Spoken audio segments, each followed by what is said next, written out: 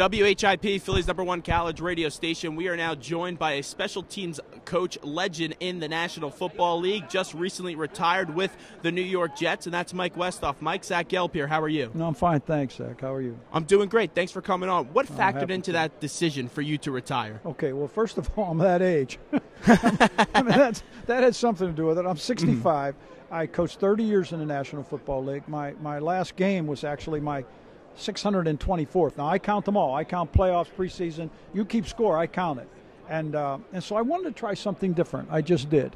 And I'm gonna try to see if I can't create a little bit of a niche with the networks dealing with special teams and you know, kind of an education with that part of it, very similarly to what Mike Pereira sort of did with officiating. So that's a goal, and I thought it was time to try something different, and I'm going to do that. And people don't really realize how much of an important special teams is. It really is a third of a game. You look back at teams that won the Super Bowls in the last 10 years. Vinatieri kicked Super Bowl field goals with the Patriots to get them a victory. You even look last year, that game was close. It was 3 points. So special teams makes a big difference, and you see the San Francisco 49ers, a team that has been here. Last year, the reason they didn't get to the Super Bowl was because of fumble on special teams. Yeah, they had that really poor NFC Championship game where they struggled. Their punt returner, Ted Ginn, was injured and was out.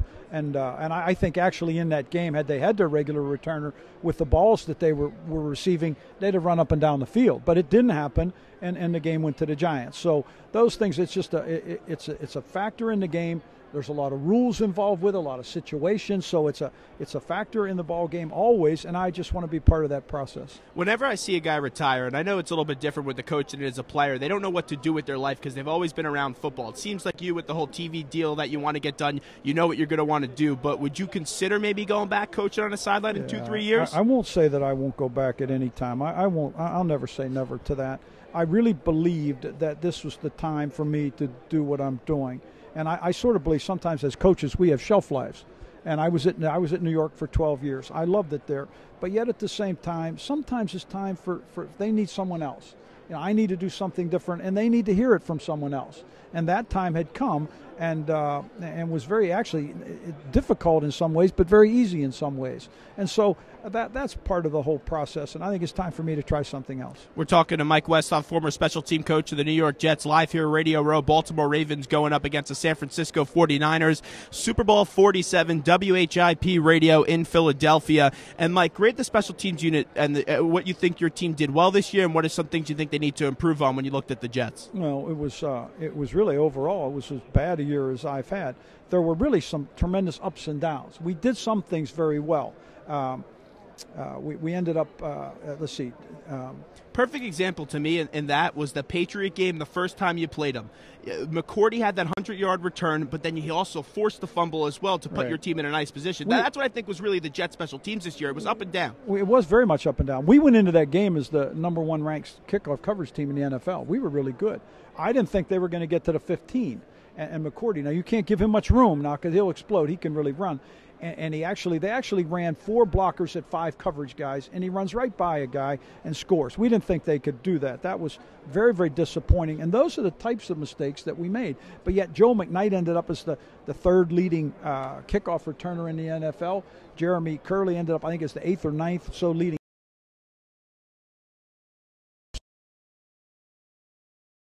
guards, and those are the types of things that they'll have to improve upon, and I certainly believe that they will. Can you recap the experience with the way you worked with Tim Tebow? Yeah, I like working with Tim Tebow. I enjoyed it.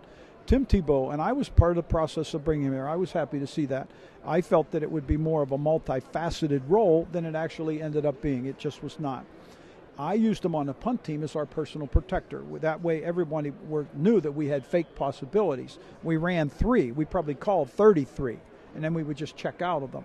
And he did it very well. He made a couple of mistakes, but for the most part, he did a real good job with it. But his total role didn't quite develop. And it's a shame because so much emphasis and publicity was put upon that. And really, believe me, the headlines are much greater than the story. Tim is not a distraction. Not to us, not to the guys that were there every day. He's a hard worker. It just didn't come to fruition the way that some of us envisioned it would. But that's part of the deal with Tim. But to deal with him on a day-to-day basis, I loved it. I have tremendous respect for him as both a person and a player. Most people describe the Jets this year as a circus, so you're telling me that it wasn't a circus mentality in the locker room? Absolutely not. That's absolutely ridiculous to say that. The circus is how it's perceived, and I understand that, and we're responsible for that. But the day-to-day operation, the way we practiced, the way the guys worked, the way that the weeks went, were really not much different from the same way that we went to the AFC Championship game. It just wasn't.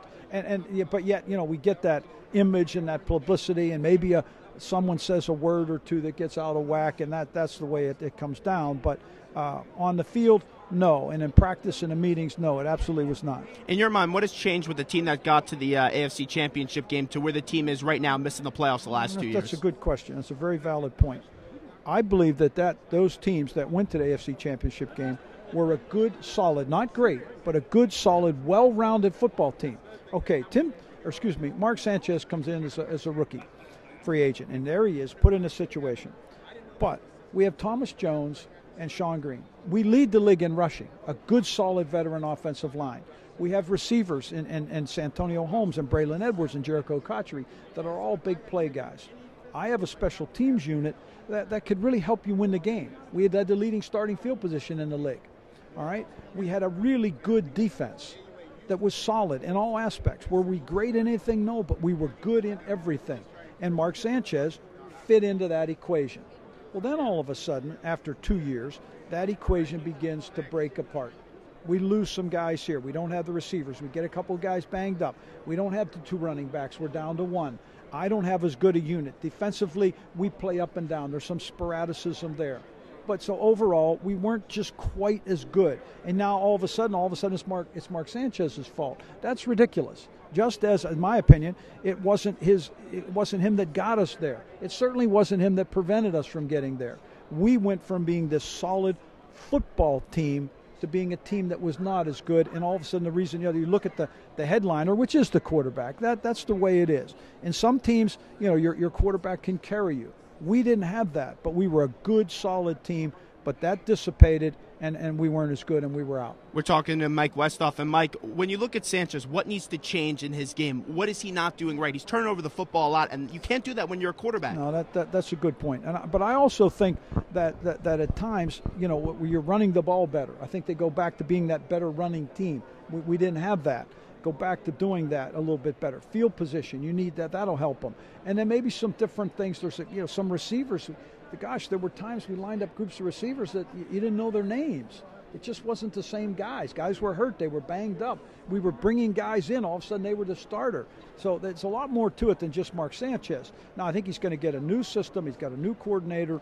And, they'll blend all that together, try to get him back to where he can do that, and do some different things with him, get him out of the pocket a little bit. I think that'll help him.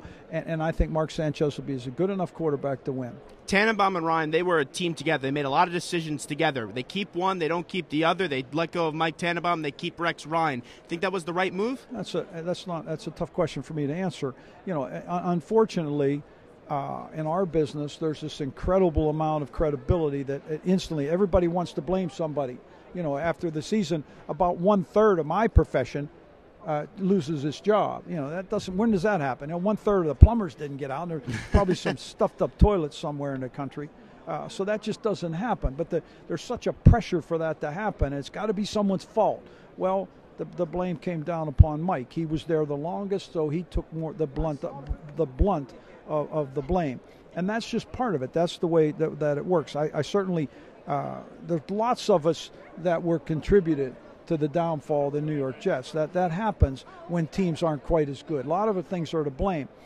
The good news is you can build it back quickly. The bad news is it can dissipate quickly.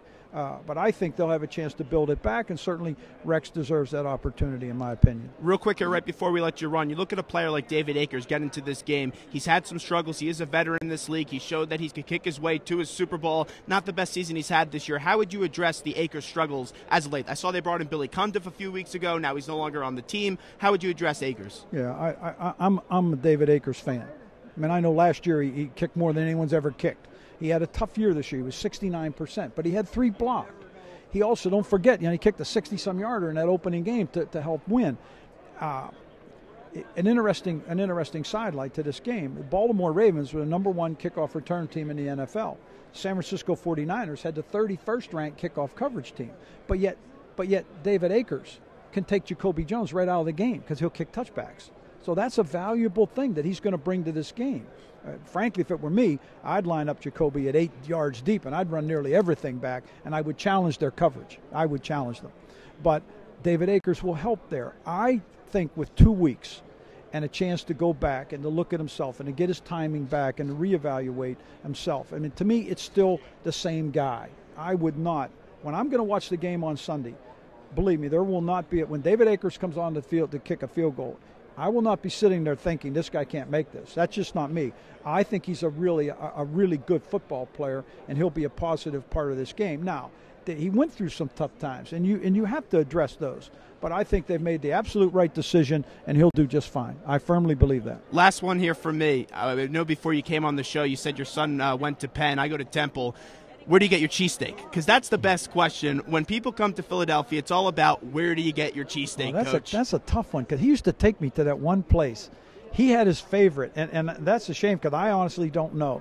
But he always took me to the same place, and he had his favorite. So I can't answer it for you. I just can't. If you tell me the 2 names, I'm going to give you the right Pat's, one. Geno's, Mama's, Delisandro's. He went to Pats. He went to Pats. You think Pats is good? I'll tell you this right now. Next time you're in that area, go to Bella Kinwood and go to this place called Mama's. It will be the best 11 so I'm going to tell you, he's back. He's back in Philadelphia now. He's an attorney. He went back working for my brother that lives in Westchester. So I hope they're listening. He and his wife Elise and my grandson Tom. That's my buddies. So they're all back there now, and I'm going to pass that along to them.